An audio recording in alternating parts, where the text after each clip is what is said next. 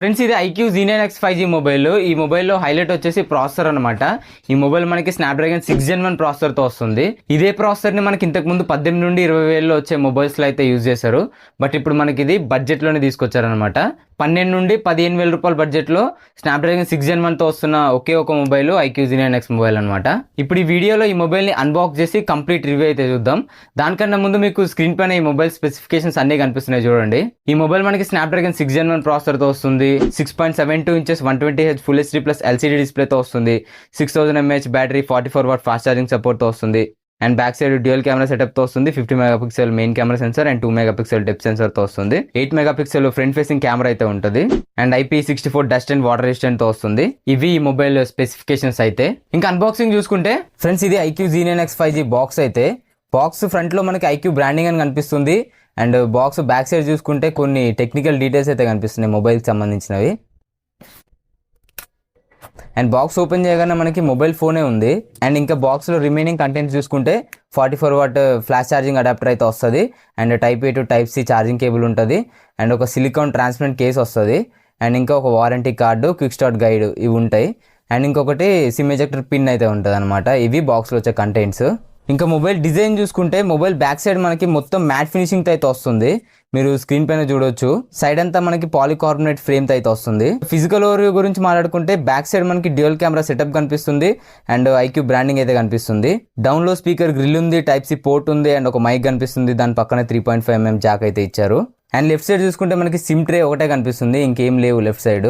And right side చూసుకుంటే మనకి volume rockers కనిపిస్తున్నాయి. అండ్ ఒక పవర్ బటన్ అయితే ఉంది. ఇదే పవర్ బటన్ మనకి ఫింగర్ ప్రింట్ సెన్సార్ లాగా అయితే యాక్ట్ అవుతుంది. అండ్ మొబైల్ టాప్లో మనకి ఏం లేవు, మొత్తం ఫ్లాట్ ఉంది. అండ్ మొబైల్ ఫ్రంట్ టాప్లో చూసుకుంటే మనకి పంచ్ హోల్ కెమెరా అయితే కనిపిస్తుంది. అండ్ ఈ మొబైల్ వెయిట్ డిస్ట్రిబ్యూషన్ కూడా చాలా బాగుంది. 6000 mAh బ్యాటరీ ఇచ్చినా కానీ మనకి అసలు లైట్ వెయిట్ అయితే అనిపిస్తుంది, హెవీ వెయిట్ అయితే అనిపించదు. ఈ మొబైల్ మనకి 199 గ్రామ్స్ అయితే ఉంటుంది. 199 గ్రామ్స్తోని 6000 mAh బ్యాటరీతోని ఈ మొబైల్ తీసుకురావడం అనేది చాలా గ్రేట్ అని చెప్పొచ్చు. మీకు లైట్ వెయిట్ అయితే ఉంటుంది మొబైల్. అండ్ ఇంకా ఈ మొబైల్ మనకి చాలా స్లిమ్ అయితే ఉంటుంది. 7.9mm థిక్నెస్ అయితే వస్తుంది. చాలా తక్కువ థిక్నెస్ అయితే వస్తుంది అనమాట ఈ మొబైల్. అండ్ ఈ మొబైల్ స్నాప్డ్రాగన్ 6 Gen 1 ప్రాసెసర్తో వస్తుంది కాబట్టి ఈ ప్రైస్ కి ది బెస్ట్ ప్రాసెసర్ అనమాట. ఈ ప్రైస్ లో దీన్ని కొట్టే మొబైల్ ఇంకొకటి లేదు. అండ్ ఈ మొబైల్ లో మీరు నార్మల్ గేమింగ్ కూడా ఆడుకోవచ్చు. మరీ హెవీ గేమింగ్ అయితే కొంచెం హీట్ ఇష్యూస్ అయితే ఉన్నాయి.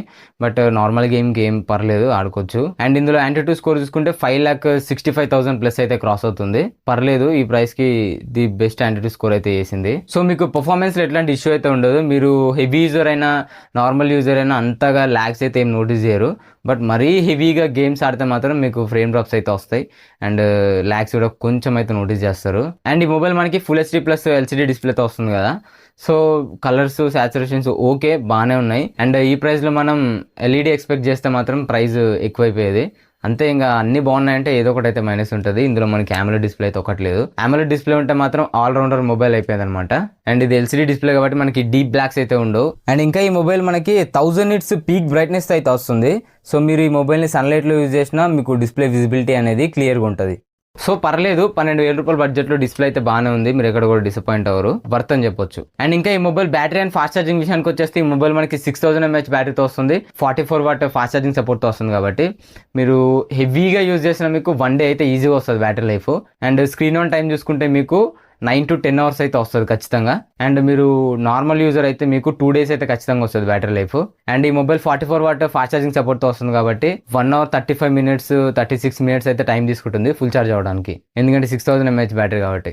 అండ్ నెక్స్ట్ కెమెరా డిపార్ట్మెంట్ గురించి మాట్లాడుకుంటే కెమెరా యావరేజ్ ఉంది, మరీ హై ఎక్స్పెక్టేషన్స్ ఏం పెట్టుకోకండి. 50 మెగాపిక్సెల్ మెయిన్ కెమెరా సెన్సర్ బాగా పర్ఫామ్ చేస్తుంది. అండ్ మీకు స్క్రీన్ పైన కొన్ని ఇమేజెస్ కనిపిస్తున్నాయి చూడొచ్చు. ఇవి back camera portrait shots, and ఇది నార్మల్ షాట్, అండ్ ఇవి back camera low light samples.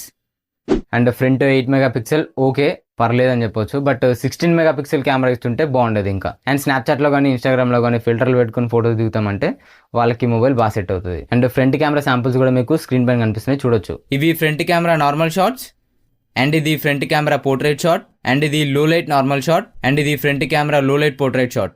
And ఈ mobile IP64 dust and water రెసిస్టెంట్తో కూడా వస్తుంది. సో బై మిస్టేక్ చిన్న చిన్న వాటర్ డ్రాప్స్ పడిన, రెయిన్లో తడిచినప్పుడు కానీ మొబైల్ తడిచినా అంత డ్యామేజ్ అయితే అవ్వదన్నమాట మొబైల్కి. సో 12,000 రూపాయల బడ్జెట్లో మనకి IP64 కూడా వస్తుంది. ఇది చాలా మంచి విషయం అని చెప్పొచ్చు. అండ్ ఈ మొబైల్ మనకి LPDDR4X ర్యామ్తో వస్తుంది. UFS 2.2 స్టోరేజ్ సపోర్ట్తో అయితే వస్తుంది. రీడ్ అండ్ రైట్ స్పీడ్స్ పర్లేదు, బాగానే ఉంటాయి. అండ్ ఇంకా ఈ మొబైల్ మనకి సైడ్ మౌంటెడ్ ఫింగర్ ప్రింట్ సెన్సార్తో అయితే వస్తుంది. మీరు స్క్రీన్ పైన చూడొచ్చు, చాలా ఫాస్ట్గా అయితే అన్లాక్ అయిపోతుంది. అండ్ యాక్యురేట్ కూడా ఉంది ఫింగర్ ప్రింట్ సెన్సార్. ఈ మొబైల్ మనకి హైబ్రిడ్ సిమ్ స్లాట్తో వస్తుంది. ఇందులో మనం 2 సిమ్ కార్డులు లేదా ఒక SD కార్డు, ఒక సిమ్ కార్డ్ అయితే వేసుకోవడానికి అవుతుంది. అట్ ఏ టైం 2 సిమ్ కార్డులు, ఒక SD కార్డ్ వేసుకోవడానికి అయితే అవ్వదు. అండ్ ఇంకా ఈ మొబైల్ మనకి డ్యూయల్ స్టీరియో స్పీకర్స్తో అయితే వస్తుంది.